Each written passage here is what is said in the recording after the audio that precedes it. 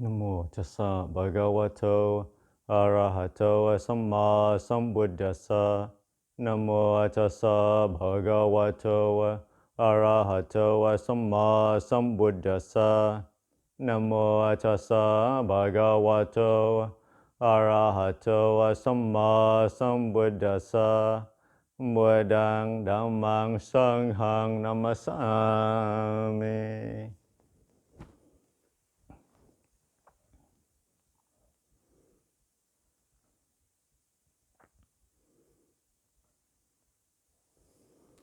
So, see, this is the Saturday right after the rains retreat and before the Katina ceremony.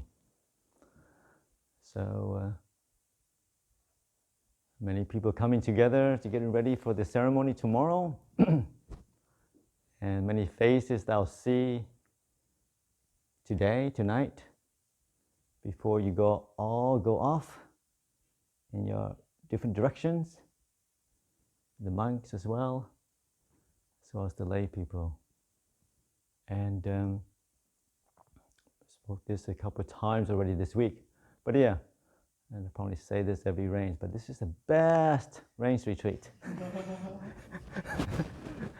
And it's the highlight certainly is the larger sangha, but also the I felt the kind of a large, bountiful amount of goodwill, the working together in a harmonious way, and also a very large lay community. Also a sense that everybody also coming together, trying to practice together, working together, and it's not easy, as you all know. We all have a different perspective, different inclination, different strengths and weaknesses. And living in close proximity, we have to spend lots of time in the same room together, and then we eat together the same thing. So after a while, we could generate, some friction, and it's normal. But also I remind people that it's not your disagreements that define your relationship. It's what you do with that. Are you going to allow these differences to be a cause for division, a cause for irritation, a cause for suffering? Or are you going to use these differences, moments of disagreements, as an opportunity to grow from that, an opportunity to learn to forgive, to learn to accept others for who they are, to learn to make peace with life as it is, not as how we like it to be. So with Katina tomorrow, it is a celebration of communal harmony at its best. But of course, coming together, there is some friction, How should we do the ceremony? Should we do it this way? Do it that way? Should we give a Dhamma talk? Who should give the Dhamma talk? Who should do this reading? There's lots of different ideas of how to do the ceremony, and that's fine. But hopefully, we have the spirit of coming together in peace and harmony, and also leaving in peace and harmony. And we did this beautiful ceremony of forgiveness with the Sangha here and the community, but also just to remind the wider community that tomorrow is a beautiful ceremony of communal harmony, celebration of peace and harmony. And we hope you really enjoy it. And hopefully, and then those people who's staying here for 3 months, and who's going to leave on their own spiritual journey, we hope you had a really good time, and take the best with you. Anything that's unpleasant, irritating, leave it here, leave it behind you. You don't need to carry any negativity forward with you. And that's so much of the practice. It's about focusing on the positive in life, the positive in yourself, the positive in others and leaving the negative behind, and not allow that to fester, not allow that to poison your emotion, your mind. As practitioner, we all know so much of our suffering is self-generated because we carry the negativity around us, and we don't have to. And that's the beauty of the teaching of the Buddha. All suffering is optional. So if you find yourself irritated, you find yourself stressed, you find yourself not happy, then maybe you should ask the question, does this have to be this way? Can it be another way? How do I look at this in a way that I can leave the suffering behind? So it is, Katina is always a special time. Some people, mostly because it's the end of the rain, yay! Do whatever I want, you don't have to sit for 8 hours. You start traveling now, more freedom. But I find that Katina, it is also, it's always very a special time in the way that it's just the same ceremony, as you might know, that is started since the time of the Buddha. So what we're doing tomorrow, it's a good connection, connects us with all the traditional Buddhists throughout Buddhists, Thailand, Sri Lanka, Burma, all the traditional Buddhists all over the world, in the same ceremony all over the world this month. It also connects us all the way back to the time of the Buddha, similar. His wife didn't have the electric machine, but I think he's sewing. They did sew the ropes, put the ropes together, the monk sewed it, and present it, all within one day. And some of you might understand, like tomorrow is the presentation of a cloth from the community, lay community, which this year is the sponsor, was Jenny and her group of friends. So there is 9 or 10 co-sponsors coming over from Brisbane, Melbourne, and from Sydney, coming together to offer the cloth for this year's Katina.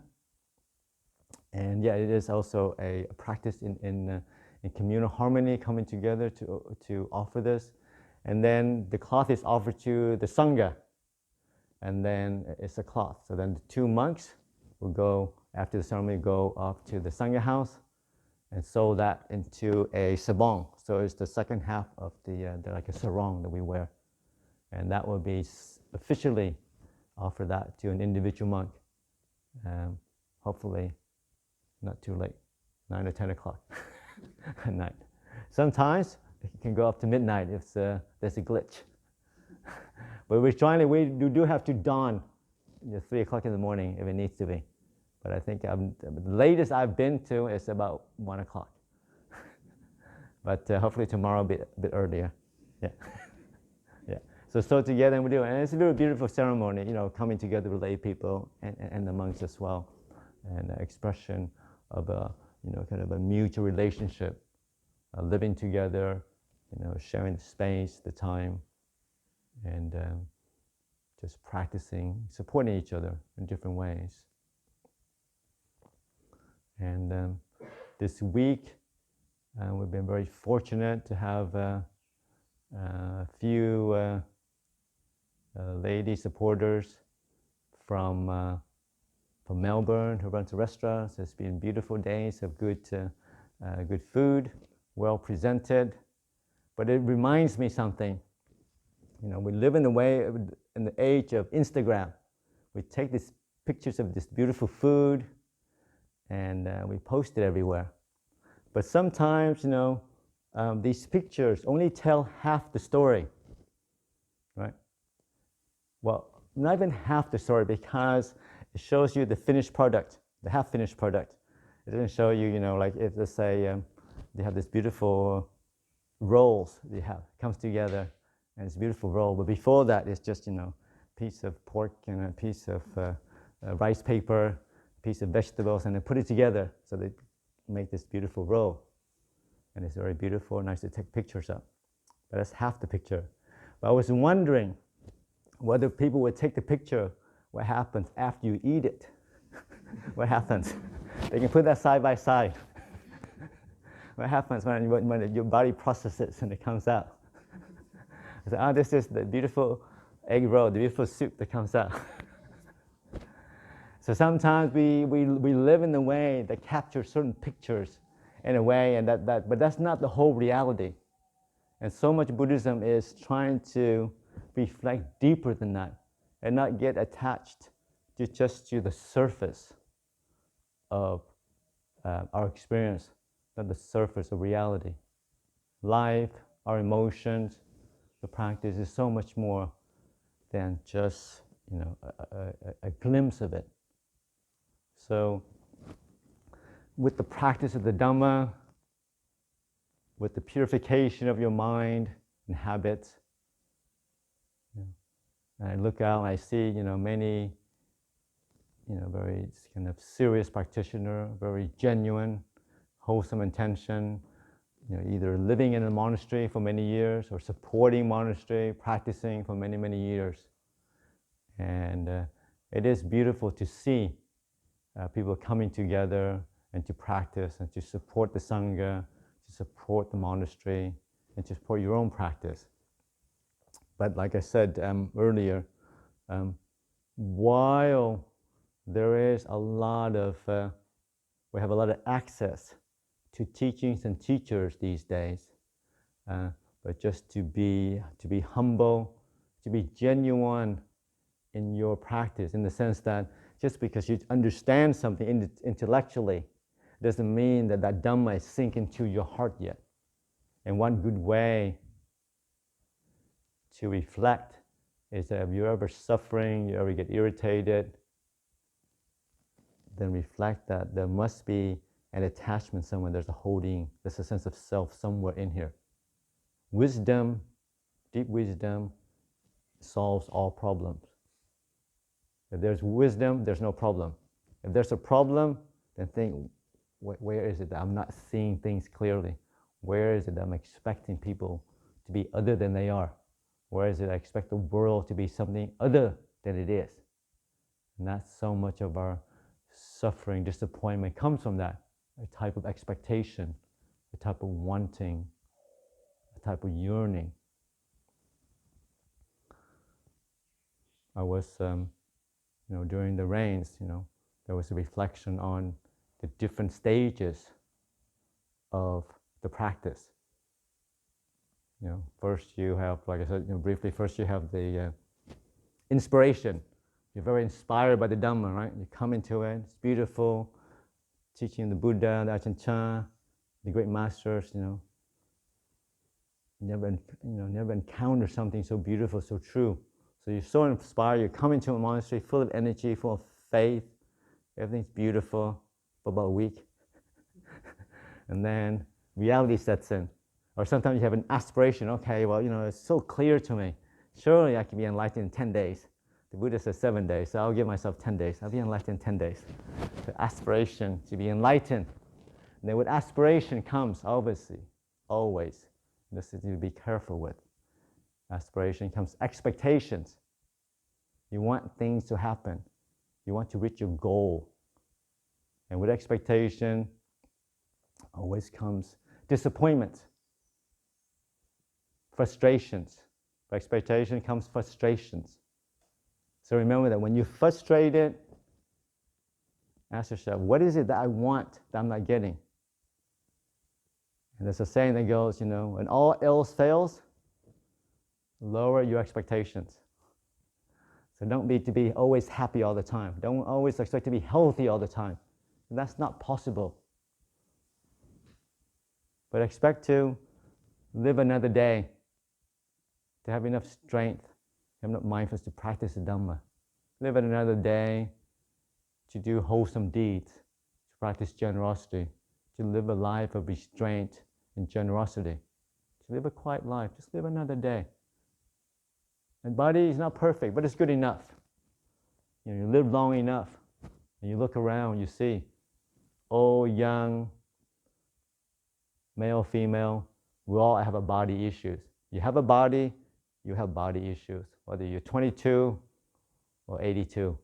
There's always the knees, always the back, and of course the mind.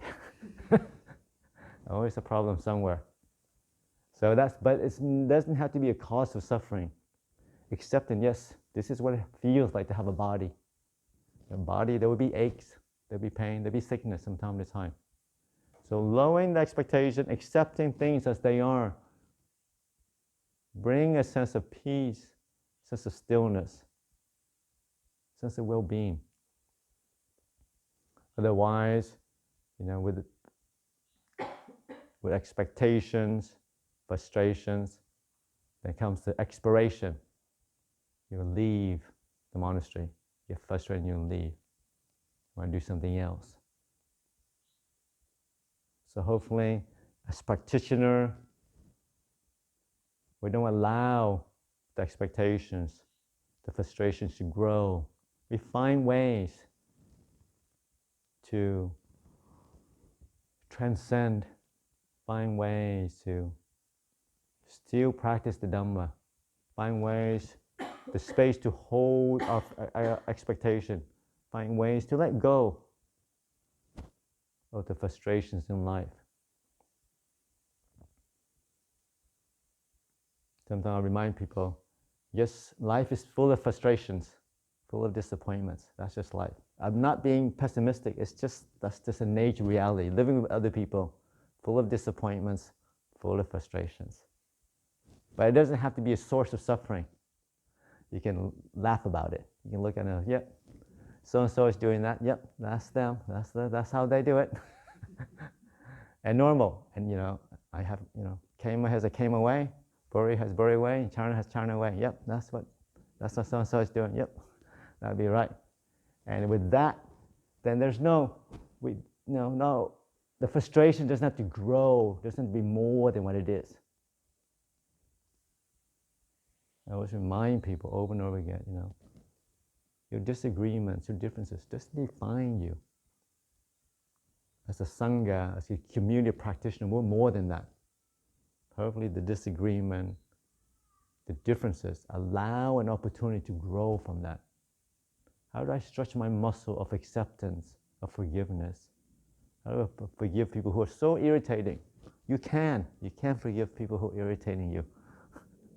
And that's what living together means. You can choose to be annoyed and carry that around, or you can say, you know what, so-and-so is like this.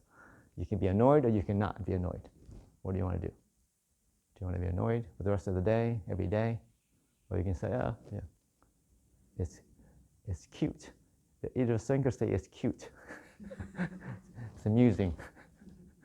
Whatever that's the deal that you find annoying. You say, oh, that's interesting. But also the other reflection I remember is that so-and-so, let's say so-and-so, has this annoying habit of being late to chanting all the time. And I remember, because I didn't particularly get along with this person, I feel a little bit annoyed.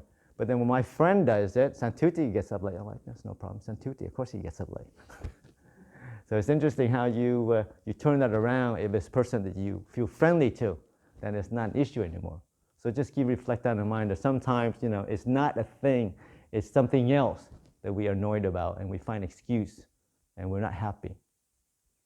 So just reflecting on that, realize that any kind of irritation, any kind of annoyance, it's internally caused. It's a relationship to the situation. And we can make peace. We can come to a greater sense of acceptance. That is possible. That's something to strive for. And peace is always worth it. Little, a lot. Always inclined towards peace. Always inclined towards kindness and forgiveness. You can't do too much of that. So whatever people take advantage of you, you forgive them. It's not true. People will recognize it and they'll return your kindness back, really, instead of the opposite. So looking out, like I said, tomorrow is a celebration of communal harmony. celebration of our own communal goal of increasing sense of well-being, of striving for what's best in each and every one of us, best in humanity, striving to live in peace and harmony, and using that external peace and harmony to cultivate a deeper peace and harmony within ourselves. It's very hard to calm the mind if you're not having a peaceful relationship with the people around you. It's very hard to have deep peace if you just had a big fight with somebody. So peace and harmony starts externally, and it starts to move towards externally. And through that, true letting go happens. You see the process of self-making. You see the process of suffering that creates. The more clearly you see suffering, the mind lets go. Wisdom arises naturally. It's not something that you have to force. Oh, I got to let go of that. I got to let go of this. No. Letting go happens naturally when we see things. It is not through seeing, not seeing that we hang on to things. We hold on to it. And therefore, we will suffer accordingly. So as we celebrate a day of communal harmony, of peace, of coming together, hopefully you take that with you. And you always remember all the good times we had here. Whether you're here for 3 months, here for 3 days, 3 hours. Take what's beautiful. Take what is wholesome. And offer that for your reflection tonight.